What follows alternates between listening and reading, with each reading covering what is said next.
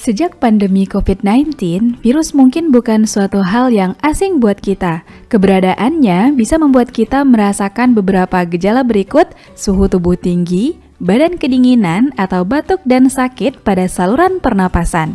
Nah, kira-kira apa ya yang harus kita lakukan agar kita terhindar dari penyakit yang disebabkan oleh virus? Untuk menjawabnya, yuk kita ikuti dulu video berikut ini. Jadi, di video kali ini kita akan belajar tentang virus. Simak terus videonya ya. Meski sering mendengar kata virus dan melihat gambarnya di berbagai infografis sosial media, mungkin kita masih penasaran kira-kira seperti apa ya sifat-sifat yang dimiliki virus? Berbeda dengan makhluk hidup lainnya, virus memiliki sifat hidup dan sifat mati. Artinya, virus dikatakan makhluk hidup karena dapat memperbanyak diri dengan cara bereplikasi dalam tubuh inangnya dan memiliki asam nukleat berupa DNA atau RNA.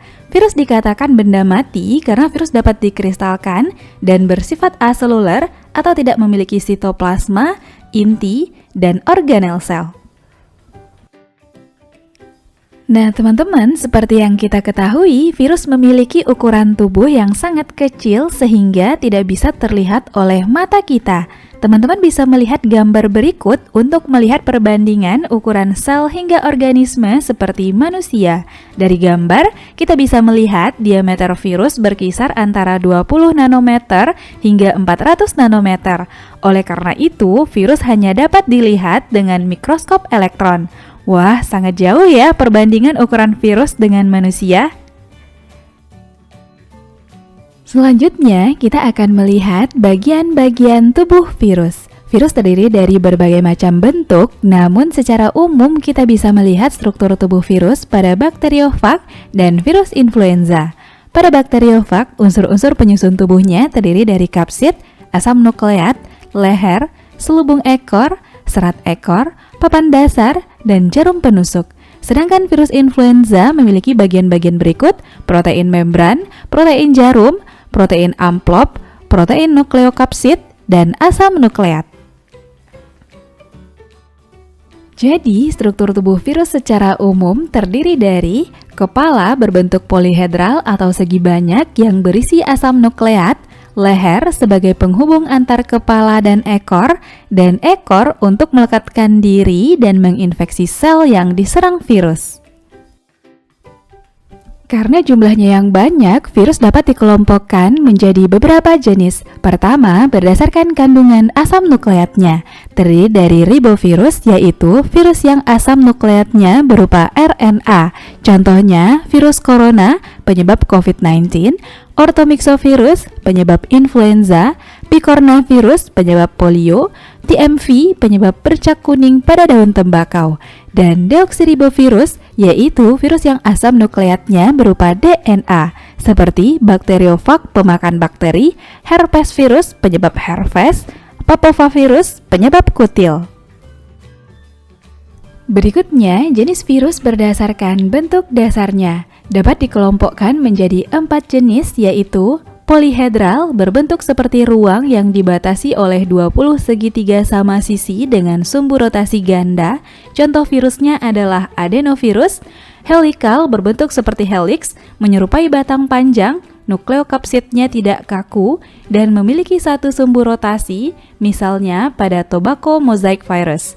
Bentuk spherical atau amplop, seperti pada virus influenza, dan bentuk kompleks, contohnya pada bakteriofag.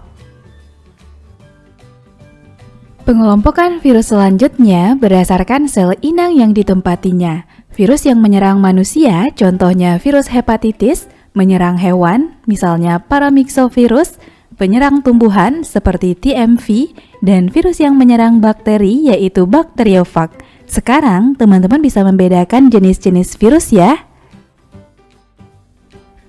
Tahukah teman-teman bagaimana proses perkembangbiakan virus? Virus berkembang biak dengan cara bereplikasi. Sebelum mengalami replikasi, virus harus berada di tubuh inang yang cocok untuk memperbanyak diri. Proses replikasi virus dapat diamati dengan jelas pada bakteriofag yang menyerang bakteri Escherichia coli. Replikasi pada virus dapat terjadi melalui dua mekanisme, yaitu daur litik dan lisogenik. Pada daur litik, virus akan menghancurkan sel hospes atau inang dan terbentuk partikel virus baru. Sementara pada daur lisogenik, virus tidak menghancurkan sel inangnya. Sel inang hanya mengandung profag, bisa membelah dan tidak mati, serta tidak terbentuk partikel virus baru. Tahapan-tahapan yang terjadi pada daur litik adalah: pertama, adsorpsi, yaitu melekatnya ekor virus pada dinding sel bakteri. Kedua, penetrasi, masuknya asam nukleat virus ke sel bakteri melalui ujung serabut ekor virus. Ketiga, eklivase, virus mengambil alih perlengkapan metabolik sel bakteri. Berikutnya, pembentukan bagian-bagian tubuh virus baru. Selanjutnya, perakitan, terbentuknya virus bakteriofag sudah lengkap. Dan terakhir, lisis, yaitu pecahnya sel bakteri yang mengeluarkan virus-virus baru. Kemudian, tahapan yang terjadi pada daur lisogenik adalah: pertama, adsorpsi, melekatnya ekor virus pada dinding sel bakteri. Kedua, penetrasi, masuknya asam nukleat virus ke sel bakteri melalui ujung serabut ekor virus. Ketiga, penggabungan, asam nukleat virus bergabung dengan asam nukleat bakteri membentuk profag. Berikutnya, pembelahan, proses saat bakteri membelah diri. Selanjutnya, profag ikut membelah sehingga menghasilkan bakteri yang mengandung profag. Dan terakhir, sintersis, yaitu asam nukleat virus memisahkan diri dari asam nukleat bakteri. Selanjutnya, asam nukleat virus akan membentuk partikel virus baru, perakitan, dan lisis. Mari kita lanjut ke proses dan replika virus corona. Aplikasi Corona. Apa kabar sobat-sobat di seluruh dunia? Semoga sehat selalu semuanya. Banyak yang ingin tahu bagaimana sih Corona kok begitu cepat menyebar. Ini tahap-tahapnya yang saya buat. Replikasi dari yang tadinya hanya satu bisa membelah menjadi ratusan bahkan ribuan. Corona tidak bertambah, tapi berlipat ganda. Nah, ini konsepnya. Sehingga ini akan berbeda besar. Meledak kasusnya lebih dari 1 juta di April ini, 2020. Dan yang meninggal sampai 60.000 lebih ya di seluruh dunia. Ini harus kita cegah. Di Indonesia pun tetap modelnya eksponensial. Jadi 29 Mei habis lebaran, ini bisa meledak. Bisa sampai jutaan, ratusan ribu. Moga-moga sih di 1 Mei-nya bisa tertahan ya. Sehingga tidak meledak di lebaran. Nah, proses replikasinya adalah seperti ini. Kita akan lihat yang pertama sampai nanti yang akhirnya meledakkan sel inang sampai ratusan. Yang ke satu, ini kita lihat satu virus corona menemukan satu sel inang. Nah, satu sel inangnya itu harus cocok sistem pernafasan manusia. Jadi kalau nempelnya di tangan sebenarnya juga tidak berbahaya. Cuma berbahaya kalau nanti tangannya menyentuh hidung. Nah, itu yang jadi bahaya. Karena kalau cocok adalah corona akan menembus dinding sel inang, yaitu di sistem pernafasan. Pecah sel inangnya, kulitnya, dan corona juga pecah. Intinya lepas gennya, yang mana nanti gen virus ini membajak gen-gen sel inangnya, sel induknya. Nah, setelah dibajak, gen-gen induknya itu diubah menjadi gen-gen corona dalam jumlah yang banyak, bisa ratusan, bisa ribuan gen-gennya ini. Dan induknya mulai memucat, intinya karena sudah dibajak. Nah, gen-gen yang terbentuk ini melengkapi diri dengan kulit dan lain sebagainya, sintesis untuk menjadi corona secara lengkap. Jumlahnya banyak ya, terbentuk puluhan ratusan virus dalam satu sel inang yang pada saatnya nanti akan meledak. menjadi ratusan dan bahkan ribuan virus tersebar yang bermula hanya dari satu virus.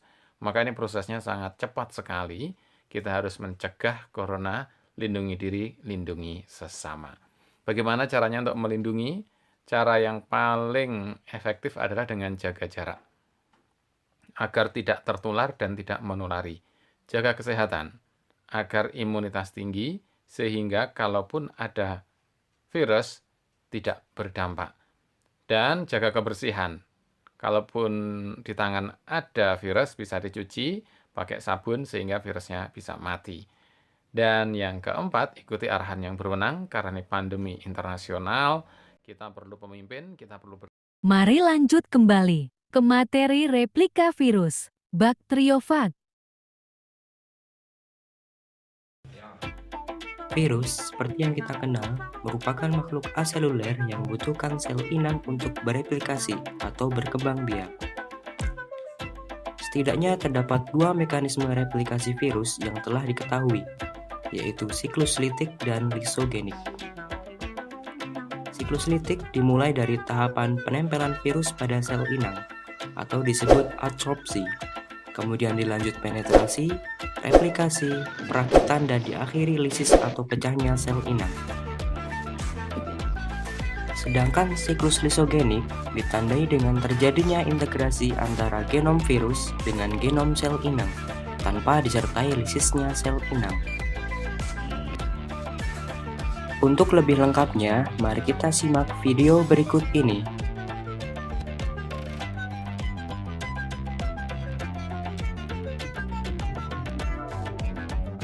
Tahap pertama dalam siklus litik bakteriofag T4 atau disebut juga faga dalam menginfeksi bakteri E. coli adalah tahap penempelan atau disebut juga tahap adsorpsi.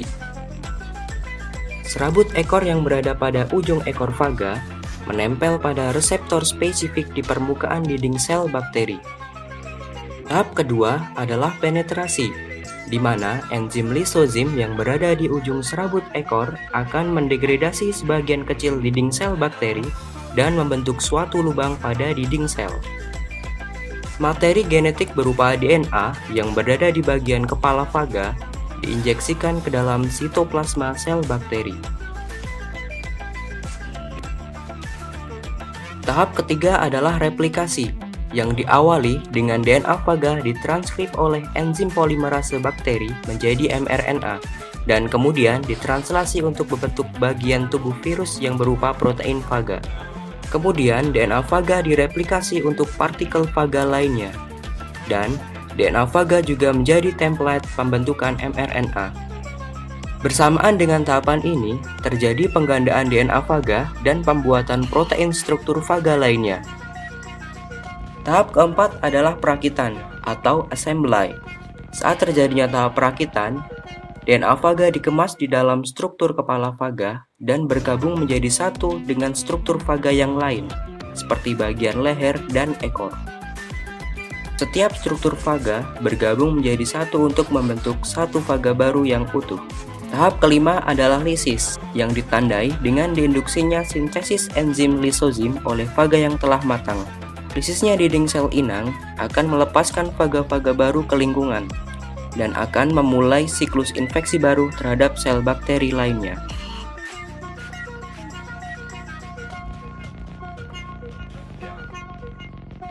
Sedangkan pada siklus lisogenik, DNA faga yang telah diinjeksikan ke dalam sitoplasma bakteri tidak ditranskripsi atau ditranslasi. DNA faga akan berintegrasi dengan genom bakteri dan membentuk struktur yang disebut profaga. Profaga akan tereplikasi bersamaan dengan terjadinya pembelahan sel bakteri, sehingga masing-masing bakteri akan membawa profaga di dalam sitoplasmanya.